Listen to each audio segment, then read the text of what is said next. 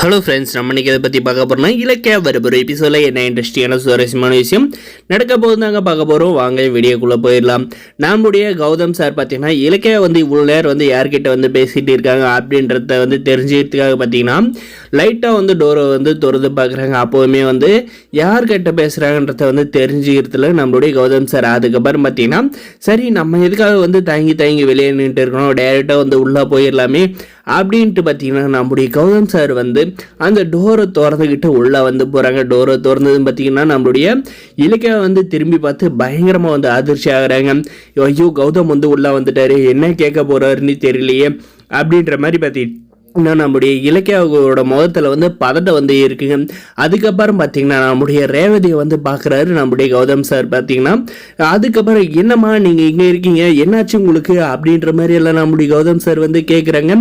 என்ன இலக்கியா இவங்கள தான் பார்க்க வரேன்ட்டு என்கிட்ட ஒரு வார்த்தை கூட சொல்லலையே அப்படின்ற மாதிரி கேட்டது. பார்த்தீங்கன்னா இல்லை, நான் உங்ககிட்ட சொல்லியிருந்தேன், நீங்கள் கண்டிப்பாக ஃபீல் பண்ணியிருப்பீங்க, அதனால தான் உங்ககிட்ட சொல்லலை அப்படின்ற மாதிரி பார்த்தீங்கன்னா நம்ம இலக்கியா சொல்கிறாங்க. அதுக்கப்புறம் பார்த்தீங்கன்னா என்னாச்சுமா அப்படின்ற மாதிரி நம்மளுடைய ரேவதியை கேட்குறப்ப நம்ம ரேவதி பார்த்தீங்கன்னா என்ன சொல்கிறாங்கன்னு பார்த்தீங்கன்னா, வண்டியப்பா கௌதம் உன்னை தான் நான் எதிர்பார்த்துட்டு இருந்தேன், நீ எப்போ வருவேன்னுட்டு ஒரு வழியாக ஆண்டவனோட அருளால் நீ என்கிட்ட சேர்ந்துட்ட அப்படின்ற மாதிரி சொல்கிறாங்க.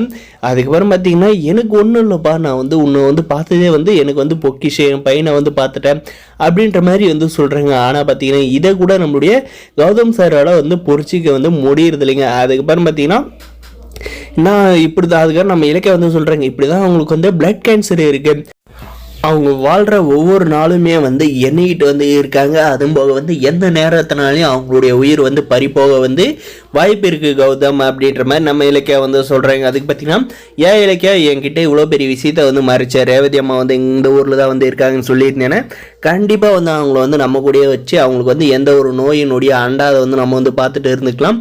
அதேமாரி ஏதாவது நோய் நான் இந்த சிட்டிலே பெரிய டாக்டரை வச்சு நம்ம ட்ரீட்மெண்ட்டை பார்த்து அந்த கேன்சரை ஒன்றும் இல்லாத பண்ணியிருக்கலாமே, இப்படியேப்பட்ட ஒரு உண்மையை என்கிட்ட மறைச்சிருக்கே அப்படின்ற மாதிரி நம்ம கௌதம் சார் சொல்கிறாங்க. அதே சமயம் பார்த்தீங்கன்னா நம்முடைய கௌதம் சார் பார்த்தீங்கன்னா நம்முடைய ரேவதி பேசுகிறதெல்லாம் புரிஞ்சிக்காத என்ன சொல்கிறாருன்னா, என்னம்மா உங்களுடைய பையன் ரொம்ப நாளாக தேடிட்டு இருந்தீங்களே, உங்கள் பையன் கிடைச்சிட்டாங்களா அப்படின்ற மாதிரி கேட்குறாங்க.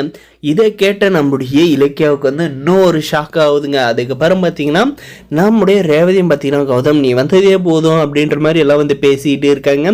நம்முடைய இலக்கியா நம்முடைய கௌதம் சார் கையில் எந்த ஒரு உண்மையை சொல்லாது நம்முடைய ரேவதிக்கு தெரியாதுங்க. அதனால் எல்லா உண்மையை இலக்கியா சொல்லியிருப்பாங்கன்னு நினச்சி பேசுகிறாங்க. வரப்போகிற எபிசோடில் இதான் நடக்குது.